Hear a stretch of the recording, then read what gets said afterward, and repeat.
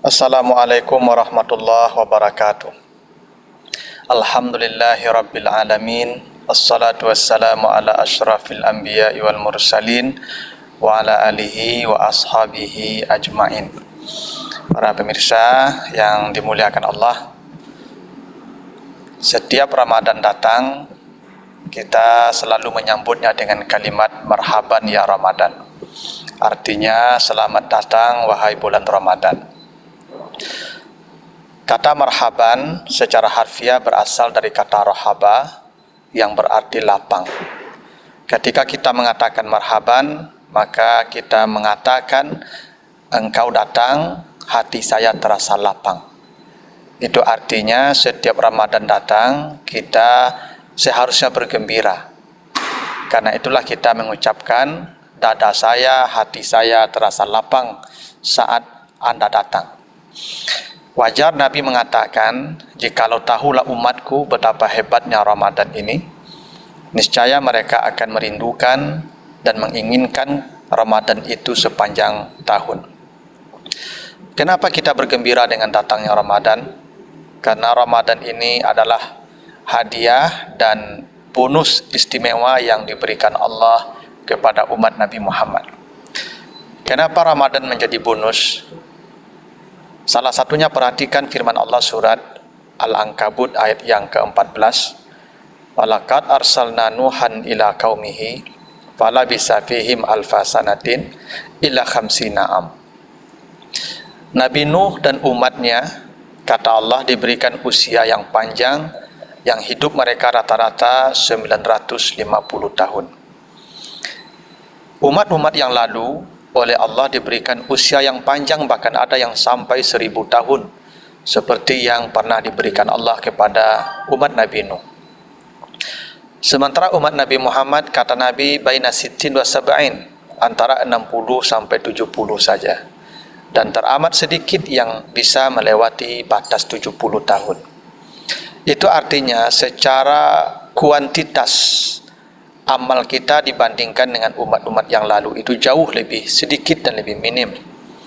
Bayangkan kalau kita usianya 60 tahun sudah meninggal dunia, dan kita baru beribadah usia 40 tahun, hanya 20 tahun saja kita beribadah. Akan tetapi dengan rahmat Allah, khusus untuk umat Nabi Muhammad, memang usianya pendek, kuantitas amalnya tidak terlalu banyak, tetapi Allah berikan kesempatan untuk menandingi umat-umat yang lalu ibadah mereka lewat kualitas amal. Nilainya dan bobotnya diperbesar oleh Allah, yang salah satunya dengan menghadiahkan untuk mereka bulan Ramadan, yang di situ ada ibadah baik siang hari yang wajib puasa dan baik di malam hari qiyamul Ramadan. Dan puasa ini dan ibadah-ibadah orang yang berpuasa, kata Allah, itu pahalanya tanpa hisab. Allah sebutkan di surat Az-Zumar ayat yang ke-10, innama yuwaffas sabiruna ajrahum bighairi hisab. Orang-orang yang menahan diri itu sabar, maka pahalanya, kata Allah, tanpa hisab. Tidak ada perhitungan pahala untuk mereka, karena pahala mereka hanya Allah saja yang tahu. As-saum atau puasa artinya imsak. Kata imsak ini sama artinya dengan kata sabar, sama-sama menahan. Karena itu pahala sabar tidak terhitung, maka pahala puasa juga tidak terhitung. Karena sabar dan puasa itu sama-sama bermakna imsak, menahan. Karena itulah dalam hadis kursi Nabi menyebutkan kullu amal ibni adam lahu, setiap amal anak Adam untuknya, illa saum, kecuali puasa. Artinya semua amal yang dikerjakan manusia ada takaran pahalanya, ada batas penghargaannya. Satu-satunya amal yang tidak ada batas penghargaan dan takaran pahala itu adalah puasa. Karena itu kata Nabi, lisaimi farhatan, bagi orang yang berpuasa ada dua kegembiraan kelak. Farhatun inda iftarihi, bahagia ketika dia berbuka, wa farhatun inda liqa'i rabbih, dan bahagia saat bertemu Tuhannya kelak untuk menerima pahala puasanya secara langsung. Paling tidak itulah kita kenapa bergembira dengan datangnya Ramadan.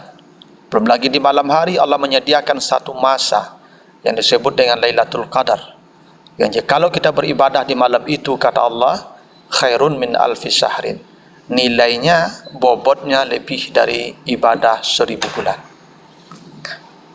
Tentu ketika kita gembira dengan kedatangan Ramadan sebagai tamu yang agung, seperti layaknya kita akan menerima tamu manusia yang mulia, maka tentu kita punya persiapan. Misalnya kalau Pak Wali atau Pak Gubernur atau siapapun orang-orang penting yang datang ke rumah, yang ingin datang ke rumah kita, maka tentu kita melakukan persiapan semaksimal mungkin agar mereka datang sampai di rumah kita, mereka betah dan merasa nyaman bersama kita.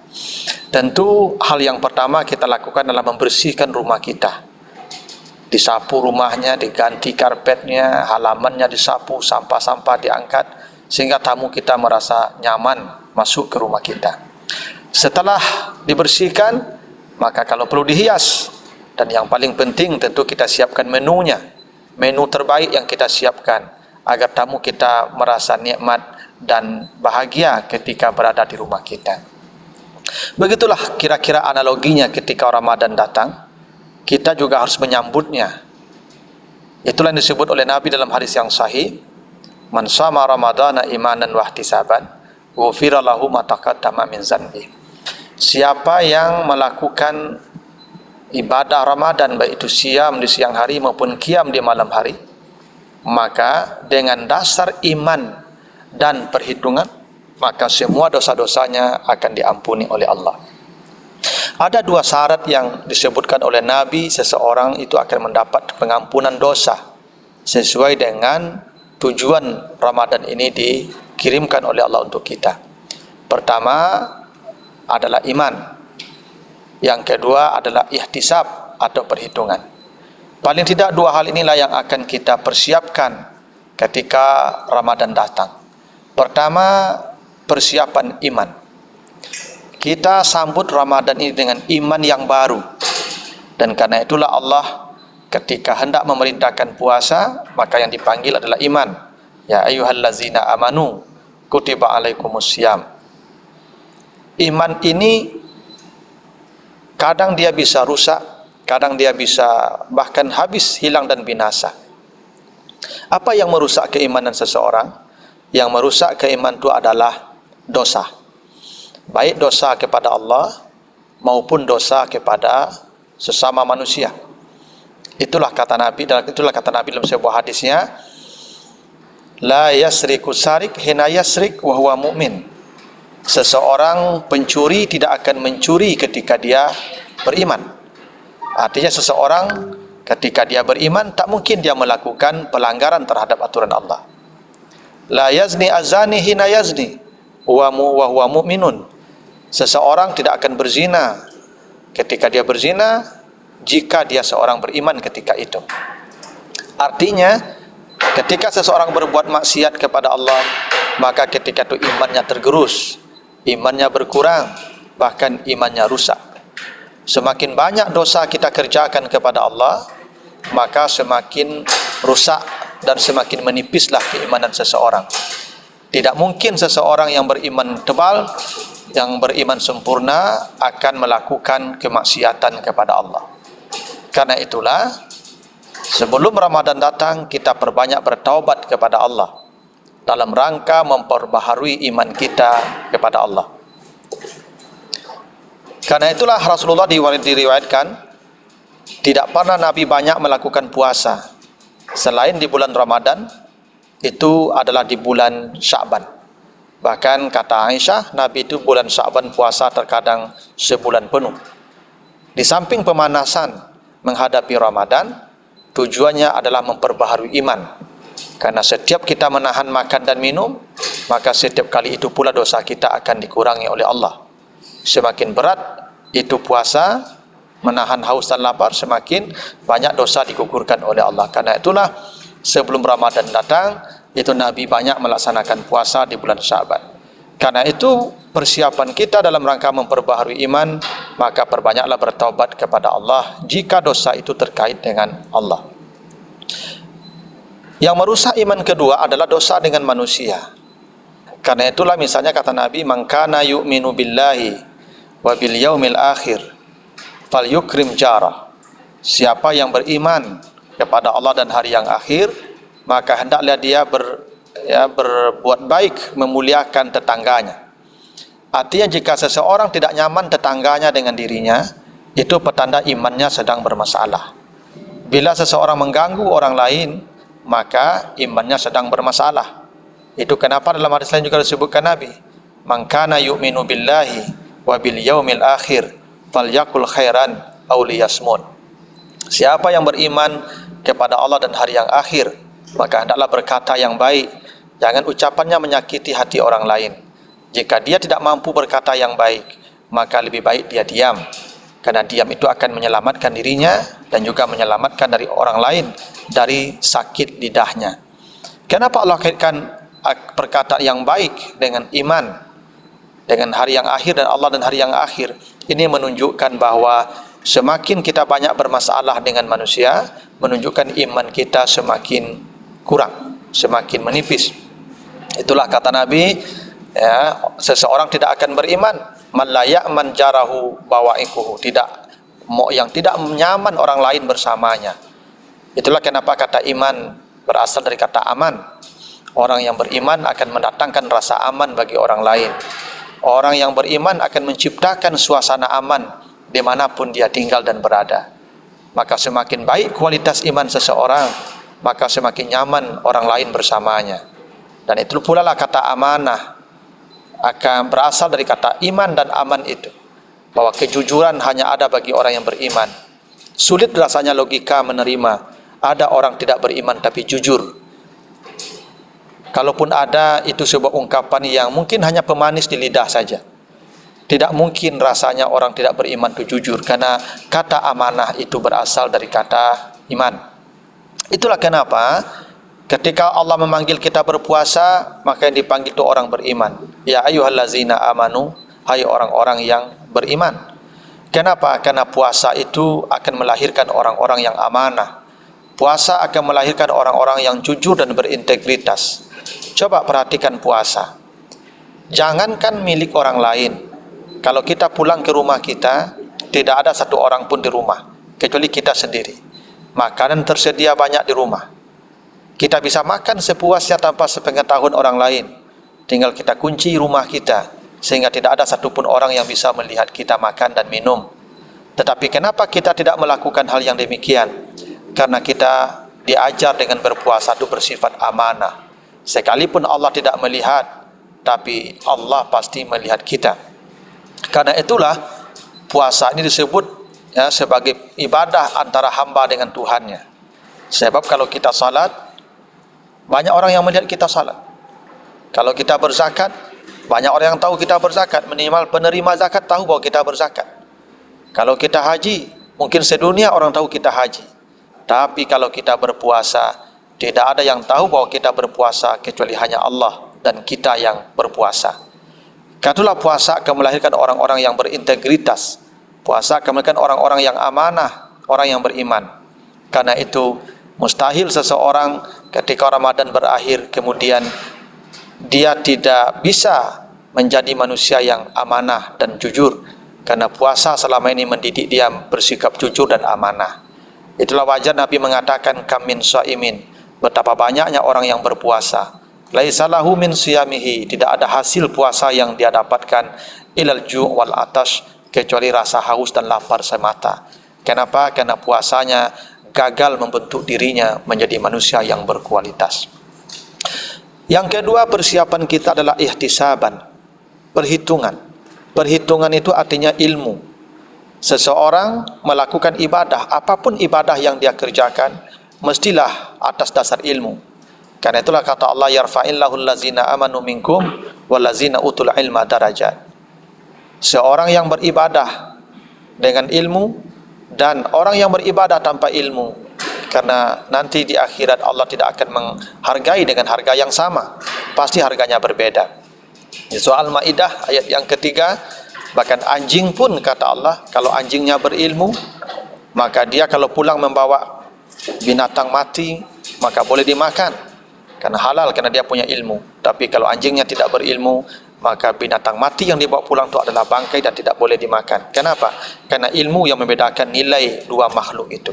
Anjing saja, yang satu berilmu, yang satu tidak berilmu, Allah hargai berbeda, apalagi manusia. Karena itulah kita ini setiap ibadah dianjurkan berjamaah. Salat kita disuruh berjamaah oleh Allah. Kenapa disuruh berjamaah? Karena ibadah berjamaah itu akan dilihat Allah siapa yang paling bernilai salatnya, dan biasanya imam. Karena itulah imam itu disyaratkan yang paling baik bacaannya, yang paling banyak ilmunya, yang paling banyak hafalannya, yang paling baik akhlaknya. Kenapa? Karena semua salat jamaah akan dinilai dengan salat imamnya. Dan itulah kelak kenapa kata Allah di surah Al-Isra ayat 71, ya, yauma yud'a kullu unasin bi imamihim, semua orang akan dipanggil masuk surga dengan imamnya masing-masing. Karena imam itu ibadahnya paling berkualitas karena didasarkan ilmu, dan ibadah dengan ilmu itu nilainya berbeda dengan ibadah yang tanpa ilmu. Puasa adalah ibadah yang sangat rinci penjelasannya dalam Al-Quran. Kalau dibaca surah Al-Baqarah 183 sampai 187, Allah merinci ibadah puasa itu tata caranya, mulai dari hukumnya, siapa yang wajib, bagaimana sejarahnya, apa tujuannya, kapan mulainya, berapa lama kita berpuasa, kapan berakhirnya, siapa yang boleh berbuka di siang hari, apa kewajibannya, apa yang boleh di malam hari, sampai batas mana bolehnya, apa ibadah-ibadah tambahan selama Ramadan, dan semua itu disebutkan oleh Allah dengan sangat rinci dan lengkap. Karena itulah tidak dapat tidak kita ini, semua orang yang akan melaksanakan ibadah puasa harus mengerti dengan sangat rinci tentang perkara puasa ini, baik perkara yang menambah, yang mengurangi, yang merusak, hingga membatalkannya. Tentu kajian-kajian seperti ini sudah sangat banyak, bisa ditemukan di majelis-majelis taklim di masjid-masjid, atau mungkin bisa dilihat di ceramah-ceramah yang ada di media sosial seperti YouTube. Maka pelajarilah sebanyak-banyaknya yang terkait dengan tata cara dan aturan ibadah puasa. Karena semakin lengkap pengetahuan kita tentang sebuah ibadah, maka nilainya pun akan semakin tinggi di sisi Allah. Dan memang begitulah, ibadah ini tidak akan dinilai oleh Allah kalau kita tidak punya ilmu dalam ibadah tersebut. Minimal ini ada dua persiapan yang harus kita maksimalkan sebelum Ramadan ini datang. Pertama, perbaharuilah iman kita, yang dengan Allah kita minta ampun, istighfar, lakukan kebaikan sebanyak-banyaknya, dan yang dengan manusia kita saling bermaafan. Memang dalam Al-Quran tidak ada perintah minta maaf. Kalau kita cari satu ayat pun dalam Al-Quran tidak ada satupun kalimat yang memerintahkan seseorang meminta maaf. Yang ada hanyalah fa'fu anhum, memberi maaf. Bukan berarti meminta maaf tidak diperintah, tetapi memang yang paling baik, yang paling mulia adalah orang yang memberi maaf. Dan yang kedua, persiapan ilmu. Belajarlah, carilah pengetahuan, ya, carilah pengetahuan yang lengkap tentang ibadah puasa ini, sehingga dengan demikian kita bisa melakukan puasa dengan bentuk yang maksimal dan sempurna. Demikian, terima kasih atas segala perhatiannya. Mohon maaf jika ada yang kurang berkenan. Subhanakallahumma wa bihamdika asyhadu an la ilaha illa anta astaghfiruka wa atubu ilaika. Wassalamualaikum warahmatullahi wabarakatuh.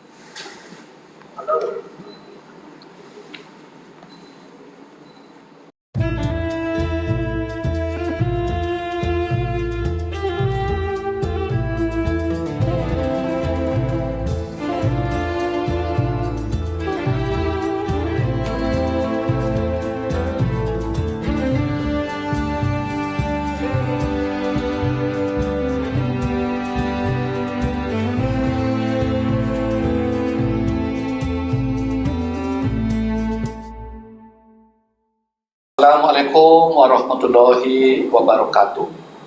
Saya Musliar Kasim, Rektor Universitas Baitur Rahmah, mengucapkan selamat menunaikan ibadah puasa bulan Ramadan 1442 Hijrah tahun ini.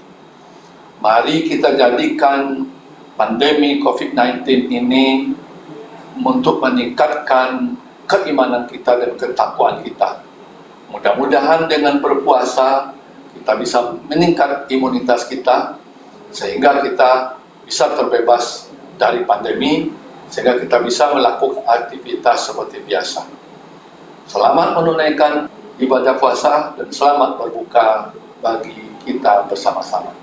Penerimaan mahasiswa baru Universitas Baitur Ramadan Akademik 2021-2022 menerima 5 fakultas dan 10 program studi terdiri dari S1 dan Profesi Kedokteran Umum, S1 dan Profesi Kedokteran Gigi, S1 Manajemen dan S1 Kewirausahaan, S1 Kesehatan Masyarakat, D3 Kebidanan, D3 Radiologi, D4 Keperawatan Anestesiologi, S1 Administrasi Rumah Sakit, S1 Farmasi Klinis, D3 Akademi Keperawatan. Untuk pendaftaran bisa kunjungi pmb.umroh.ac.id. Jangan lupa daftarkan diri ya agar menjadi bagian dari kita.